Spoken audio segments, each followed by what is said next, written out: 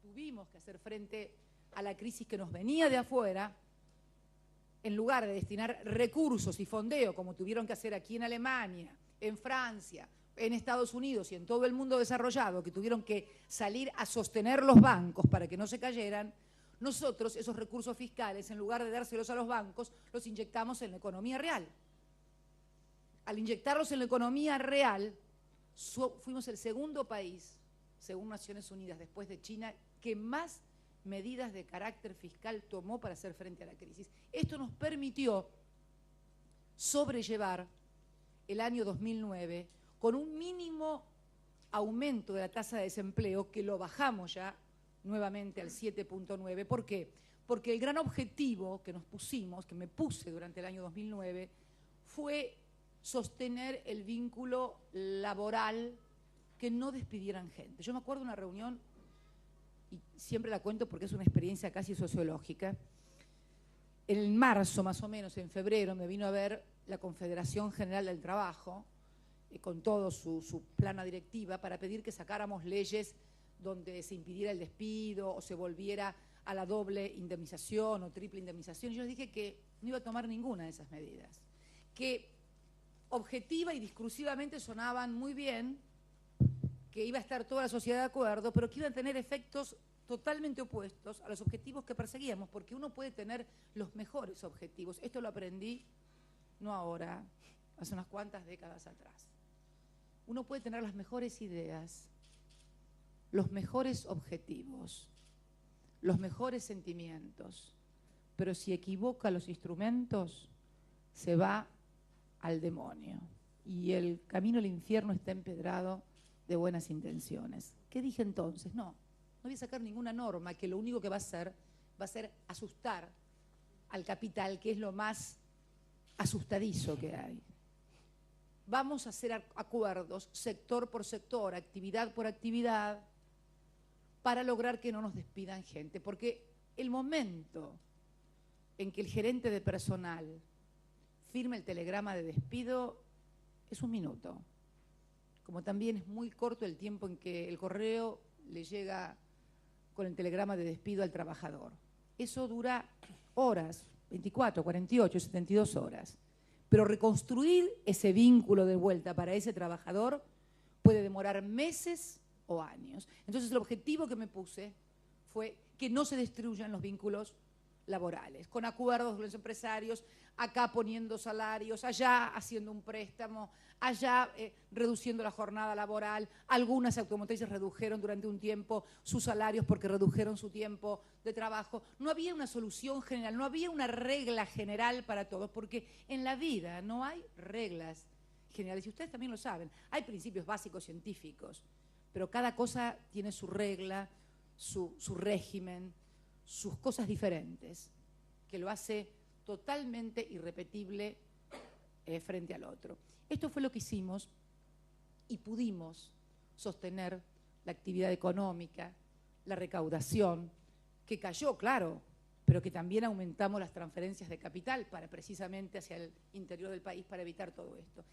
Y esto es en definitiva lo que venimos haciendo. Y curiosa y también paradojalmente, en el año más difícil de la economía global, pudimos reestructurar la última parte de nuestra deuda, llegando al 93% de la deuda que se había defaulteado en el año 2001. Yo digo, curioso destino el de nuestro gobierno. Pagamos la deuda que se generó durante otras gestiones. Fuimos el que menos dinero ha solicitado al mercado y los que más hemos bajado la relación deuda-producto, que fue una severa restricción durante años para el crecimiento de la Argentina. Mi generación y la de muchos de ustedes creció con el redoblante de las marchas contra el Fondo Monetario Internacional y contra la deuda externa, casi como una bandera política esgrimida por casi todos los sectores. Bueno, nosotros, cuando en el año 2005 se decidió la administración del presidente Kirchner pagarle al Fondo Monetario Internacional. Terminamos con una historia que había empezado en 1957. Tampoco vamos a creer que todo lo que pasó en el 2001 empezó un año antes. En realidad, algunos en su ineficiencia actuaron como precipitadores, ya que hay varios seguramente científicos aquí, el efecto de precipitadores o catalizadores que tienen algunos elementos, bueno, algunos con su ineficiencia o su inoperancia actuaron como estos. Pero la verdad que la crisis se venía incubando desde hacía mucho tiempo atrás. Por eso yo creo que es importante esta interrelación de la cual hablaba Lino entre la universidad, el mundo de lo académico, el mundo de lo científico y el mundo de la economía. Pero también es conveniente que tanto el mundo de lo académico y lo científico y el mundo de lo económico comprendan que en definitiva todo tiene una profunda vinculación siempre con la política. Y no estoy hablando en términos de partidos políticos o de sectores. Estoy hablando de política como las decisiones instrumentales que uno tiene que tomar cuando dirige el Estado. De la misma manera que un empresario toma decisiones, pero no es lo mismo. Algunos creyeron que era lo mismo administrar una empresa que el Estado. No voy a hacer nombres, pero algunas experiencias que vivimos contemporáneamente en la Argentina dan cuenta que no es lo mismo el Estado que la empresa. Primero porque en la empresa tenés solamente un fin de rentabilidad. Primera gran diferencia, cosa que en el Estado no podés tener. Si uno se manejara en el Estado con un criterio de rentabilidad, no tendría que preocuparse por la educación pública, no tendría que preocuparse por la salud pública. ¿Qué importa mejorar, colegios, hospitales, la calidad de vida de los docentes o los científicos? Bueno, primera cuestión, no podemos aplicar ese criterio. Segundo, no hace lo que uno quiere. ¿Por qué? Porque primero vive en un sistema republicano, en un sistema donde hay división de poderes y donde además hay intereses y sectores de poder que no son ni el poder judicial ni el poder legislativo, que interactúan también con las decisiones que toma ese poder político votado. Sí tiene una legitimidad tal vez que no tienen otros sectores, porque es alguien que ha sido puesto por el voto popular, por el voto de la sociedad, y creo que en eso sí estamos todos de acuerdo, formamos parte de una sociedad democrática. Pero con todo eso hay que lidiar, articular y congeniar cuando uno está frente al Estado. Cuando uno está en su empresa, no. Busca únicamente la rentabilidad. Si no está de acuerdo, te vas de acá y si no me gustaste hecho y te mando un telegrama de despido, pero cuando uno está en la presidencia de la Nación no puede mandarle telegrama de despidos a nadie. Es más, a los que hasta puede, no lo puede hacer. Miren lo que me pasó con el presidente del Banco Central, que se me atrincheró. Fíjense, miren el ejemplo, ahí está. Miren qué fantástico ejemplo. En cualquier país del mundo, imagínense Barack Obama, le pide a Bernanke la renuncia de la Reserva Federal. Bernanke se va. ¿Vos lo ves atrincherado en la Reserva Federal? No. No sé cómo será el sistema acá con la señora Merkel y Alemania, pero calculo que si le pide la renuncia al señor presidente del Banco Central, del Bundesbank, el señor del Bundesbank se irá. ¿Sí, no? Bueno, a mí me pasó lo contrario. Atrincherado en el Banco Central, apoyado por la justicia y por parte del Parlamento. Allá hay uno que se agarra la cabeza, y es cierto, era para agarrarse la cabeza, pero no me podía agarrar la cabeza ni nada de mi cuerpo, tenía simplemente que contar hasta 10, o hasta 1000, o hasta 1.000.000, y orientar el esfuerzo para que finalmente pudiéramos llevar a cabo una política que fue resistida desde la total ilegalidad e ilegitimidad y que además tuvo éxito.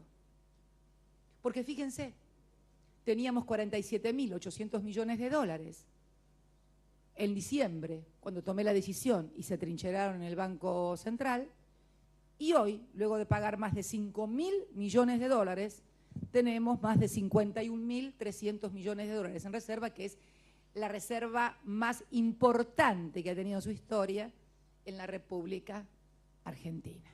Entonces, a ver, creo que si ustedes escucharon alguna palabra de tenían razón, la verdad que nos equivocamos, pero ni lo sueñen, mutis por el foro, como si nada hubiera sucedido, pero esto le costó en términos de imagen al país. Hoy la señora Merkel en la reunión me preguntaba qué había pasado. Cuando le conté, no lo podía creer qué era lo que había pasado, y además porque si no hubiera tenido que acceder al mercado de capitales con tasas de 2 dígitos, cuando tenía dinero absolutamente legítimo, excedentario, porque son dólares comerciales, no son dólares que ingresaron a hacerse un agosto financiero.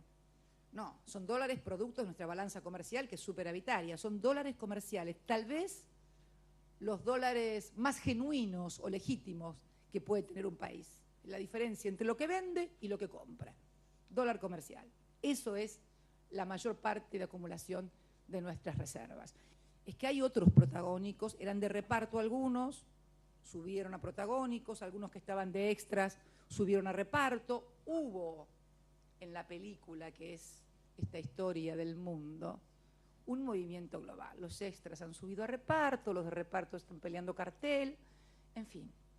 Tenemos un nuevo escenario. Yo creo que el gran desafío, y esto me gusta charlarlo con ustedes porque yo creo que todos tenemos que saber, como nosotros tenemos que saber qué es lo que pasa con todos ustedes, con sus investigaciones, en lo que pueden ayudar. Ustedes tienen que saber lo que está pasando también en el mundo donde se toman las decisiones que después les impactan en la vida de ustedes.